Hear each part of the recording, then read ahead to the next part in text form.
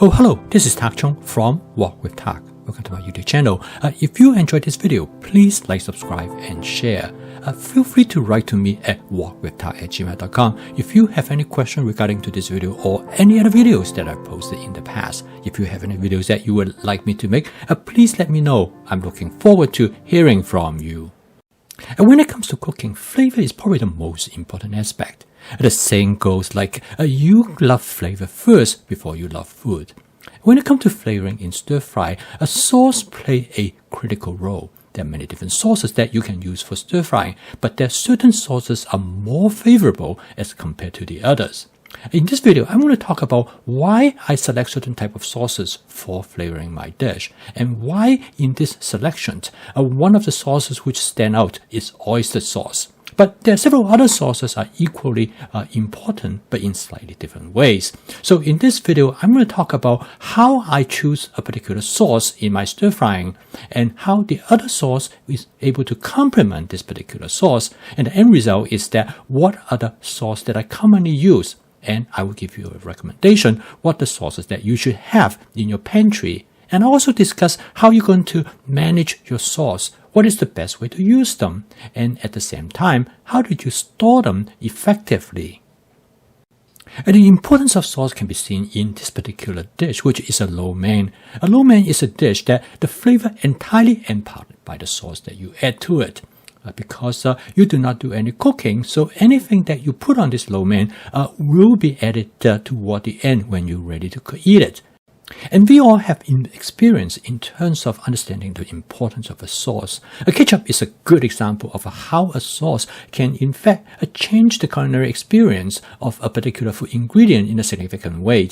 When you use ketchup with French fries, you know how it affects the flavor of the French fries. And the end result is that if you eat a French fry without ketchup or with a different type of sauce, such as a honey mustard sauce, you will find the French fry tastes very differently. Now, stir frying in many ways is the same way. Now, there are many different ways for one to cook, and many different ways in the cooking process to generate the flavor. The cooking process can be divided into things that you cook slowly over a period of time, or versus that cooking that appear very quickly, as in the case of stir frying. They are the opposite of the two type of cooking process in terms of duration. These two different types of cooking process lead to two different approaches in seasoning the dish. In the cooking that require a long time period, the seasoning usually requires seasoning agents as herbs and spices. And in this case, the herbs and spices have enough time because of the long cooking time to infiltrate into both the food ingredients as well as the sauces that are created during the cooking process. However, when cooking involved with short durations, herbs and spices is not suitable because there's not enough time for the herbs and spices to achieve its desired result. So in this case, the best way to achieve the flavor that you want is to use a sauce, and that is exactly what stir frying is doing. Now you can imagine a salad is the same way. Salad is the other end of the extreme, even more so than stir frying. Because salads do not cook at all. So all you have to do is to add the salad dressing to the flavor that you already created, and it impose on the flavor of the food ingredients that you find in the salad. In many ways, stir frying is very similar in creating a salad. In this case, the food ingredients in the stir fry will interact with the sauces to create the final flavor that is desirable for the dish. And consequently, in stir frying, there's several parts that involve in the salad, in the flavor creation. Of course, first and foremost in the selection of the food ingredient that plays a critical role. A certain type of food ingredients will give a particular type of flavor profile. And then on top of that, you then add a sauce. Now, of course, sometimes you can do it without a sauce. But just imagine with a chicken, you can stir fry a chicken that with a sweet sour flavor, or you can stir fry the chicken with a kung pao flavor or a hot and spicy flavor. The chicken is still the same. The difference is that the sauce that you add and impose the overall flavor on the dish. This understanding turned out to be really important of the strategy to use to season a dish and to create the flavor that you want. And the overall strategy is that you cook the dish first until the ingredients are almost completely done. And then you flavor the dish. And the reason you flavor the dish right at the end because ultimately what you add to flavor the dish is really imposed on top of what the ingredients that have already been cooked. And this is important because during the first part of the stir frying process, your emphasis is to cook the food ingredients to the texture that you want. And at the end, you impose an extra factor. In this case, you cook the chicken to the texture that you desire, and then you add the final flavor that you want. The flavor you add to it is like you adding ketchup to a French fry. You are changing the experience of how you taste the food ingredients. And this is very different than when you do a slow cooking, such as stewing or any type of cooking that require long period of time. In this case, the flavor that you put into the dish, which usually use herbs and spices, will have the time to incorporate into the overall flavor of the dish. And with this understanding, it makes a lot of sense. When you stir fry it, you always season the dish right at the end of the stir frying process. You do it when the food is already almost cooked. And the last step is that to impose a flavor and to create a flavor that you would like. Now, there are many different ways to do that. And in stir frying, you have a lot of flexibility. And this is why stir frying is such a flexible and adaptable cooking technique. You can cook almost any type of cuisine style you want because you incorporate the flavor toward the end. And this is why sauces play such an important role because in stir frying, you can use almost all kinds of sauces to create a flavor that will carry by the final dish. Now, in stir frying, the most likely and most acceptable sauces is sauces that will enhance the natural flavor of the food ingredients. And there's no better sauces to do that are sauces that are high in umami molecules, because umami flavor will lead to a dish have a savory outcome. And because of this reason, flavor chasing is the best way for a seasoned stir-fry dish.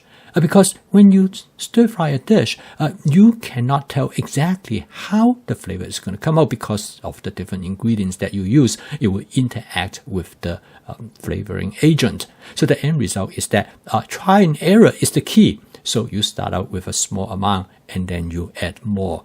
And because of this reason, when you do stir frying, certain sauces is to be best to keep in a way that they can be easily dispensed. And using a squeeze bottle is one of the most effective way. And among the sauces that I put in the squeeze bottle, hoisin sauce and oyster sauce are the two that I usually use. The reason is that hoisin sauce and oyster sauce both are high in umami flavor, and that's why they are most flexible in create a different type of flavor that will adapt to many type of dishes. Oyster sauce for me is among the most frequently used sauce, and the reason for that, I purchased them in a much larger portion, and I will put them in squeeze bottle because this will allow me to dispense them readily. When you use sauces like this, it's a flexibility of how much you dispense will allow you to use the amount that you want. In the beginning, you might use only a small amount, but you can always add more if you're able to dispense it readily. And so during the stir-frying process, particularly toward the end, the efficiency of dispensing the sauce is really important. The next sauce that I use is soy sauce. I have two kinds of soy sauce. One is a regular soy sauce made by Kikkoman, and then I also use a dark soy sauce. Now, the dark soy sauce is different from the regular soy sauce because it is a soy sauce that being produced slightly differently, and it is much darker in color. At the same time, it is more bold in flavor, and this soy sauce actually is less salty, but on the other hand, it has a smoky flavor. It is very useful if you want to have a slightly bolder flavor to your dish, and also if you want to have a darker color to the dish. The other I would call it a seasoning agent that I use is a sesame oil. A sesame oil can be divided into two kinds, a regular sesame oil and then a sesame oil that have a hot oil in it. I use both kinds, particularly if I want to have a spicy flavor, then I will use the hot sesame oil. When I'm looking for something really spicy, I have a fried chili in oil sauce that I use for this particular purpose. However, I do not use this sauce that much because I eat less and less of spicy food. And the end result is that I only use it if I want to make my flavor more complex rather than for hardness. And then I also use cooking wine, and I use a cooking wine which called Shaoxing cooking wine. It's probably the most typical traditional cooking wine for stir frying because it has a slightly different flavor, and it also more salty than most other cooking wine because of the addition of salt. Now, cooking wine is something that require a little bit get used to it because not all dish require cooking wine, and when you add the cooking wine, when you add it is also important.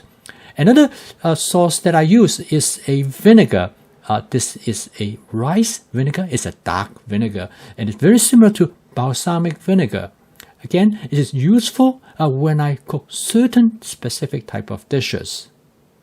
The rice vinegar, the cooking wine, the sesame oil, and the soy sauce can be stored in room temperature, whereas the oyster sauce, hoisin sauce, and the hot sauce should be stored in the refrigerator. Over the years, I have tried many different sauces, and the end result is that I find simplicity is the key, and this set of sauces are the sauces that I use, and I use them to create almost any type of flavor that I want. Over the years, I have tried many different combinations of these sauces. And I discovered that experimentation is essential because different combination will give you different results in the context of different type of food ingredients. So I post a video each day to help you to make home cooking as part of your daily routine. If you'd like to learn more about my cooking system, please subscribe to this YouTube channel. So keep on cooking, and I will see you tomorrow.